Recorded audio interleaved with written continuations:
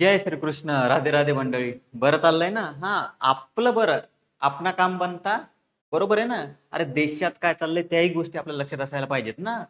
अच्छे दिन आले देशात, माहिती का तुम्हाला? अच्छे दिन, जीव घेणे अच्छे दिन बघायचंय. हे बघा, नीट अच्छे दिन, पोलीस भरती अच्छे दिन, कॉक्रोच जनता पार्टी, बेरोजगार म्हणजे कॉक्रोच. वा वा.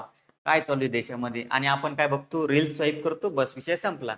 आणि एखाद्या गोष्टीचं कारण दाबायचं असेल तर दुसऱ्या गोष्टीला वरती करायचं. ठीक आहे. आरसीसी कोचिंग क्लासेस, मोठे गावकर. पण त्याच्या मागचे जे मेन आहे त्यांना तर तुम्ही सोडून देणार. आणि एनटीए वाले भाऊ काय म्हणतात माहिती का तुम्हाला? हे एनटीए वाले भाऊ बघा काय म्हणतात. हे म्हणतात जणू काही झालंच नाही. नीट पेपर लीक झाला नाही, फक्त काही प्रश्न बाहेर आले, फक्त काही प्रश्न बाहेर आले. अरे वा रे वा. कारभार. नीट पेपर लीक नाही झाला, फक्त काही प्रश्न बाहेर आले. मग विद्यार्थ्यांचा दोष आहे ना याच्यात? प्रश्न बाहेर आले विद्यार्थ्यांचा दोष, आमचा दोष नाही. अरे युपीएससीचा एखादा प्रश्न तरी कधी बाहेर आला का? तुम्हाला नीट एवढ्या हायर लेवलचे डॉक्टर बनवणारी एक्झाम आहे. डॉक्टर याचे आलतू फालतू डॉक्टर बनवणार काय? तर मग तुम्ही काय, अरे हा व्हिडिओ तुम्ही शेवटपर्यंत बघा. काय बघा, सिस्टीम चुका करू शकते पण शिक्षा तुम्हाला का? ही जे आहे ना, आजचा जो व्हिडिओ आहे हा तुमच्यासाठी याच्यासाठी आणलेला आहे की सिस्टीम चुका करते तर तुम्ही का शिक्षा देता स्वतःला? याच्यात दोष तुमचा नाही ना, सिस्टीमच्या चुका आहे. मान्य आहे सगळ्या गोष्टी आहे. हा जनरल अवेअरनेसचा टॉपिक आहे की सगळ्यापर्यंत ह्या गोष्टी पोहोचल्या पाहिजे. गोष्टी कशा असतात, 22 लाख जण फॉर्म देतात. तुम्ही जगातली एक नॅशनल लेवलची एक्झाम, अरे त्या चायनामध्ये जाऊन बघा म्हणा. अशा अशा एक्झाम्स आहे की जिथे थोडाही असं कोणाला थोडाही क्लू लागणार नाही की इथे काय म्हणून. आणि इथे जिथे पेपर प्रिंट होतो तिथल्या सगळ्या गोष्टी आपल्याला माहित असतात. सगळं पैशावर चालू आहे राजकारण. बरोबर आहे ना? ह्या गोष्टी आपल्याला कळायला पाहिजे. आपण विद्यार्थी तयारी करत आहे, सिस्टीमचा चुका म्हणजे याच्यात तुमचा दोष नाही. मग दोष कुणाचा आहे नेमका? विद्यार्थी नाहीये, सिस्टीम जबाबदार आहे. स्वप्न तुटली, उत्तर कोण देणार? मला डॉक्टर बनायचंय, माझा एवढा छान पेपर गेला, आई माझा छान पेपर गेला बाबा, आता मला चांगले मार्क्स भेटणार. या कंडिशनमुळे या अशा विद्यार्थ्यांनी आत्महत्या केली. बघा, आत्महत्या याचा दोष कोणाला द्यायचा? या आत्महत्यांचा सदोष मनुष्यवधाचा गुन्हा कोणावरती दाखल करायचा? याची जिम्मेदारी कोण घेणार? आईचं लेकरू, आईची जे आपण म्हणतो पप्पाची परी, आईचं लेकरू, सगळ्या गोष्टी गेल्या ना फक्त एका पेपरसाठी. बघा, राजस्थानमध्ये 22 वर्षीय एक स्पर्धक, उत्तर प्रदेशमध्ये 21 वर्षीय, दिल्लीमध्ये 20 वर्षीय, गोवामध्ये 17 वर्षीय, ओडिसामध्ये 19 वर्षीय. अरे वयच काय, ज्यांनी 20 आणि 21 वर्षाच्या 21 वयाच्या वर्षामध्ये आपलं पूर्ण जीवन दावाला लावलं होतं नीट एक्झामसाठी. आता यांचं काय, नीट नंतरच्या शोकांतिका. मस्त पेपर झाला 3 मेला, खुश होते विद्यार्थी, आपल्याला छान मार्क्स येणार वगैरे सगळ्या गोष्टी होणार. 12 मेला सांगितलं पेपर रद्द. आणि एवढं सगळं सीबीआय वगैरे चौकशी जाऊन यायचं वेगळंच आहे. सीबीआय वगैरे सगळ्या चौकशी झाल्या आणि यांचं वेगळंच आहे. काय, जणू काही झालंच नाही, नीट पेपर लीक झालाच नाही, फक्त काही. हे लाज वाटली का यांना अशा गोष्टी बोलायला एनटीची? अरे कमीत कमी ज्या विद्यार्थ्यांनी आत्महत्या केली, ज्यांचे स्वप्न तुटले, ज्यांनी लाखो मरणाचा, अरे कोणाचं आई बाबा काय काय काम करतात, गटर काढतात, नाले साफ करतात, सिमेंट फॅक्टरीवर आहे, फटाक्याच्या कारखान्यात आहे, जिथं बरोबर माणूस 1 मिनिटही उभा राहू शकत नाही असा त्या कंडिशन मध्ये कामं करणारे लोक आहे. आणि त्यांचे लेकरं काही काही अशा एक्झाम देतात. हा जमा केलेला पैसा जो आहे तो वाया गेला, याचं उत्तर कोण देणार? ठीक आहे, ही एक कंडिशन. दुसरी कंडिशन बघा, दुसरी आपली स्पर्धा फक्त पुस्तकांशीच नाही, प्रवृत्तीशी आहे. परीक्षा घोटाळा, पोलीस भरती, 85 प्रश्न जसेच्या तसे. 85 विषय आहे का राव? 85 प्रश्न जसेच्या तसे. काय म्हणू शकता? क्रम न बदलता जसेच्या तसे प्रश्न आले. पोलीस भरतीच्या विद्यार्थ्यांचे जे आपण बघितले की मृत्यू झालेले, एवढ्या उन्हामध्ये, एवढ्या क्रिटिकल कंडिशन मध्ये ग्राउंड घेतलं तरी विद्यार्थ्यांनी सपोर्ट केला. प्रत्येक गोष्टीमध्ये थोडीशी चुका होत्या, तफावत होती, तरी विद्यार्थ्यांनी सपोर्ट केला.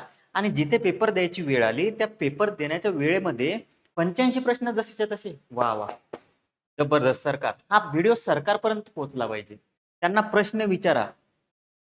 ह्या गोष्टीला सोडून त्यांना मिसिंग लिंक प्रोजेक्टचं उद्घाटन पाहिजे. बरोबर आहे? सर्वसामान्यांना पेट्रोल वापरू नका, डिझेल वापरू नका, यांच्या ताफ्यामध्ये हजारो हजारो गाड्या पाहिजे यांना. बरोबर ना? आपण काय, आपण कोण आहे? कॉक्रोच. कोण आहोत आपण?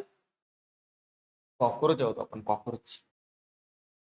एखादा अणुबॉम्ब पडला ना, अणुबॉम्ब, अणुबॉम्बात सगळे जरी मेले तरी कॉक्रोच जिवंत राहतो.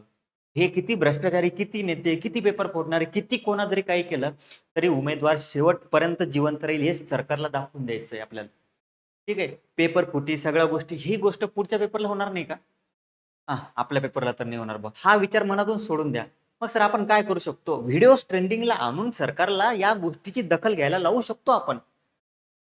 समजलं तुम्हाला या गोष्टी?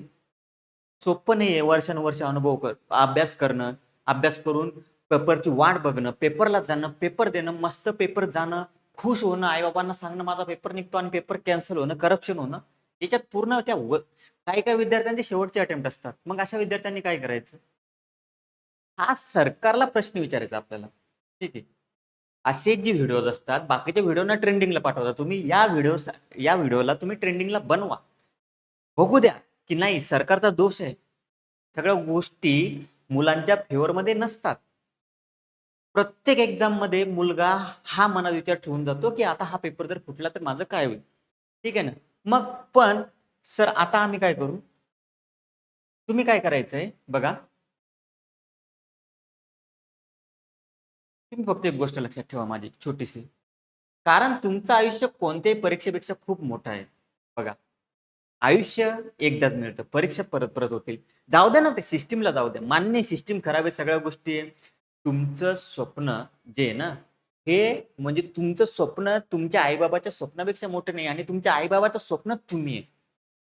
कोणतेही चुकीचं पाऊल निवडायच्या अगोदर हा विचार करा, ठीक आहे की नाही आपलं स्वप्न लहान आहे आपल्या आईबाबांच्या स्वप्नापेक्षा. कारण आपणच आपल्या आईबाबांचं स्वप्न आहे. मग तुम्ही काय करायचं शेवटी? आई वडिलांचे स्वप्न तुम्ही आहात नोकरीने. आई वडिलांना काय वाटतं ना, नोकरीला नाही लागलं चालेल माझं बाळ, माझं लेकरू वगैरे, पण चुकीचं काम नका करू. सिस्टीमचा दोष स्वतःला नका देऊ. कॉक्रोच जनता पार्टी, कॉक्रोच म्हटलंय का? बेरोजगार म्हणजे कॉक्रोच. वा रे वा, आहे म्हणा आम्ही कॉक्रोच. कॉक्रोच आहे, पण आम्ही सिस्टीमला हलवू शकतो आणि सिस्टीमला हलवणारच. इंस्टावर तुम्ही बघितलं असेल 4 दिवसात सिस्टीम, त्याच्यावर पण यांचे अकाउंट ब्लॉक करा. म्हणजे सरकार काय करते, यांना ही ही अक्कल नाहीये सध्या की हे काय करून राहिले.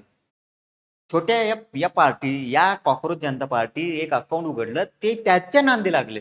पेट्रोल डिझेलचा प्रश्न त्यांच्यासाठी मोठा नाहीये, एलपीजी गॅसचा प्रश्न त्यांच्यासाठी मोठा नाहीये, भारताची इकॉनॉमी ढासळून राहिली त्याच्यासाठी प्रश्न मोठा नाही, डॉलरची किंमत 100 रुपयापर्यंत पोहोचली, यांच्याशी काही घेणं नाही, यांचा अकाउंट बंद करा. बघा, चीफ जस्टिस ऑफ इंडिया, मान्य आहे त्यांचा हेतू काही असेल, पण बेरोजगार आणि कॉक्रोचचा संबंध जोडायचा त्यांचा काही अधिकार नव्हता. शेवटचं सांगतो फक्त जाता जाता, कोणत्याही क्लास जो असतो ना, नीट असू द्या, काही असू द्या, सगळ्या गोष्टी असू द्या, हे 100% यशाची हमी स्पर्धा परीक्षेमध्ये कधीच देणार नाही. त्यांच्या आमिषाला बळी पडू नका. त्यांचं एक काम असतं फक्त 10% गायडन्स. त्या 10% गायडन्स घ्या, त्यांच्या आशेवर राहू नका. 90% तुमची स्वतःची मेहनत ठेवा. करप्शन होऊ द्या, पेपर लीक होऊ द्या, जे व्हायचं ते होऊ द्या, पण सगळ्यात महत्वाचं लक्षात ठेवा, जीव महत्वाचा आहे मित्रांनो. जीवापेक्षा मोठं काही नाही. राग भरपूर आहे, बोलायला भरपूर आहे, पण छोटंसं तुमच्यासमोर आणायचा होता व्हिडिओ म्हणून आणला. बाकीचे आपले लेक्चर्स उद्यापासून कंटिन्यू होतील. जय श्री कृष्ण.